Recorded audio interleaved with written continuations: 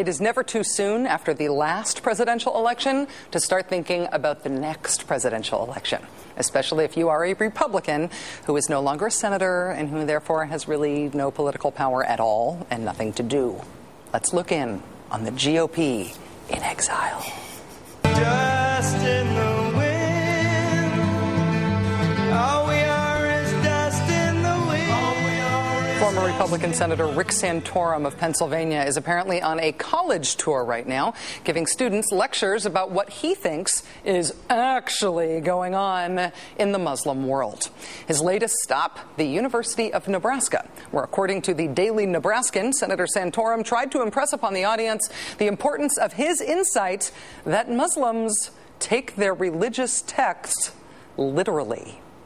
The Daily Nebraskan quotes Senator Santorum saying, quote, "A democracy could not exist because Mohammed already made the perfect law.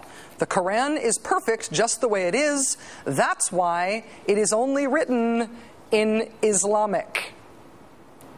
Right. And of course, the Torah was written in Jewish. And we are broadcasting right here, right now, in American.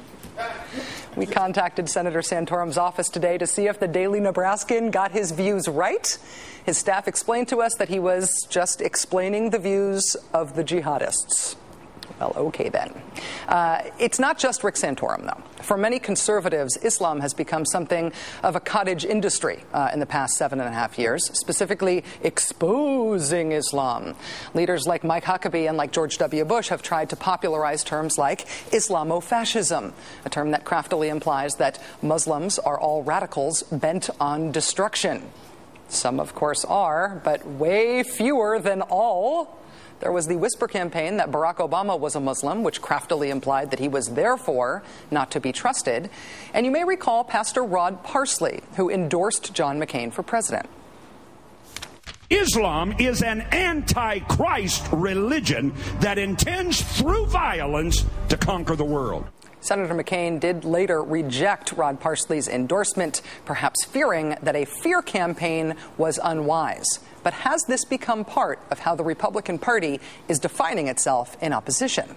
Joining us now is my friend, Reverend Dr. Welton Gaddy. He's a Baptist minister from the great state of Louisiana. He's also president of the Interfaith Alliance. Reverend Gaddy, it is great to see you. Thanks for being on the show tonight. Hi, Rachel. Good to see you. What is your reaction to what the Daily Nebraskan quotes Senator Santorum as having said? Well, I would think, first of all, if you're going to do a college tour, you might get the language thing a little bit closer to right. Secondly, Rachel, it's more of the same. What the religious right has done from the very beginning that is most detrimental to the nation and probably most detrimental to religion is that it has measured spirituality and the authenticity of spirituality, whatever the religion, not by the criteria of religion, but by loyalty that is political in nature and directed to socio-political issues. That's what Santorum's doing here. And to simplify what happens there, if you don't agree with me, you're wrong, and I'll attack you.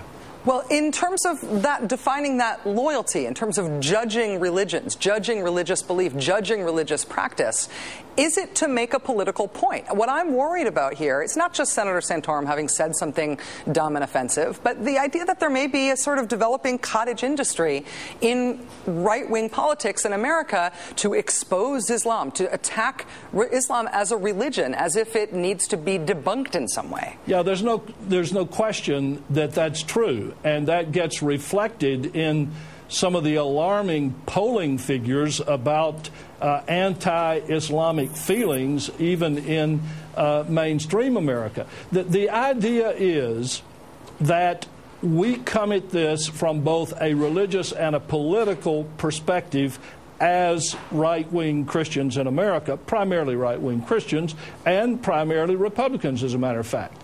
However, you come at this to debunk the religion which gives authority to the political perspective. And Rachel, what bothers me about this, and particularly when this kind of pejorative stuff goes on in the name of religion, I was in the Middle East this past week at a conference in Doha, Qatar, with a lot of Muslim people for a US Islam conference. When you look at what's going on there, the number of displaced people, the 2 wars that are going on and a third one breeding, all of the kinds of problems with the economy related to young people in the Middle East and so forth, it looks to me like genuine religious people, out of the compassion of their hearts, would be looking for ways to make common ground with everybody there in order to correct these screaming problems.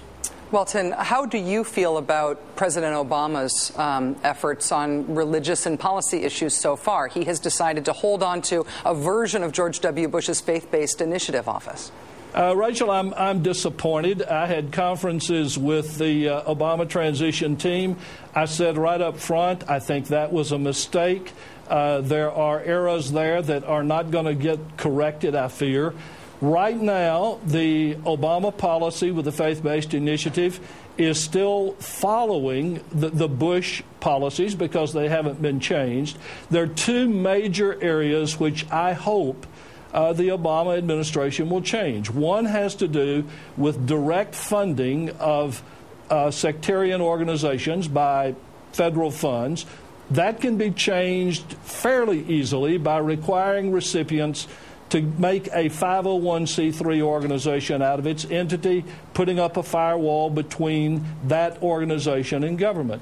Second is getting rid of those organizations being able to receive federal funds and then break civil rights laws and discriminate in employment practices and sometimes among recipients.